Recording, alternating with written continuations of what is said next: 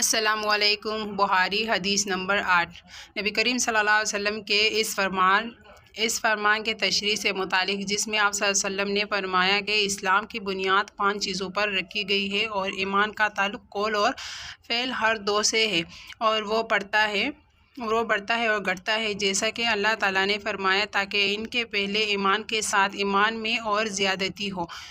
اور فرمایا کہ ہم نے ان کو ہدایت میں اور زیادہ بڑھا دیا، اور فرمایا کہ جو لوگ سیدھی راہ پر ہیں ان کو اللہ اور ہدایت دیتا ہے،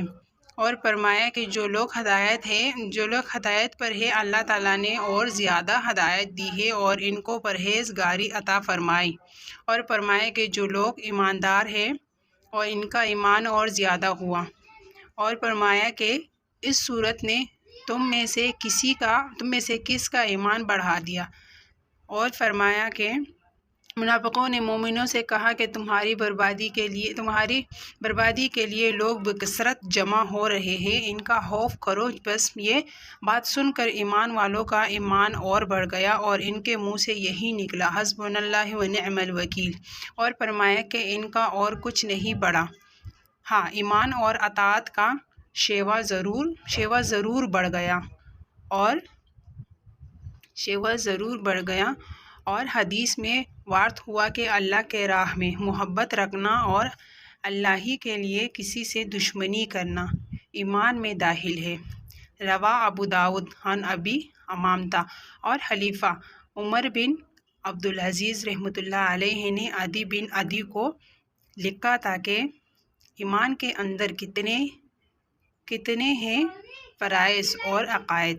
اور حدود ہے اور مستحب و مسنون باتیں ہیں، جو سب ایمان میں داخل ہیں، پس جو ان سب کو پورا کرے اس سے اپنا ایمان پورا کر لیا، اور جو پورے طور پر ان کا لحاظ رکھے نہ اس کو پورا کرے، اس نے اپنا ایمان پورا نہیں کیا۔ پس اگر میں زندہ رہا تو ان سب کو تفصیلی معلومات تم کو بتلاؤں گا تاکہ تم ان پر عمل کرو، اور اگر میں مر ہی گیا تو مجھ کو تمہاری صحبت میں زندہ رہنے کی خواہش بھی نہیں۔ اور حضرت ابراہیم علیہ السلام کا قول قرآن مجید میں وارد ہوا کہ لیکن میں چاہتا ہوں کہ میرے دل کو تسلی ہو جائے، اور معاذ رضی اللہ تعالیٰ عنہ نے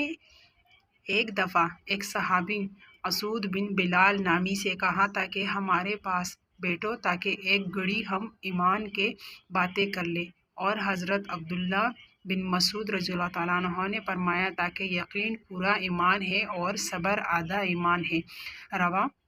اور عبداللہ بن عمر رضی اللہ تعالیٰ عنہ قول ہے کہ بندہ تقویٰ کی اصل حقیقت یعنی کہنے کو نہیں پہنچ سکتا جب تک کہ جو بات دل میں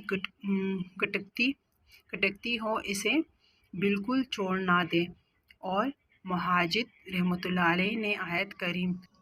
اللہ کی تفسیر میں فرمایا کہ اس نے تمہارے لیے دین کا وہی رستہ ٹھہرایا جو حضرت نوح علیہ السلام کے لیے ٹھہرایا تھا۔ اس کا مطلب یہ ہے کہ اے محمد، ہم نے تم کو اور نوح کو ایک ہی دین کے لیے وصیت کی ہے، اور حضرت عبداللہ بن عباس رضی اللہ تعالیٰ عنہ نے آیت کریم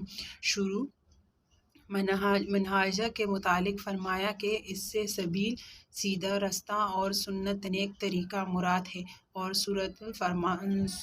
سورۃ فرقان کی آیت میں الفاظ دعا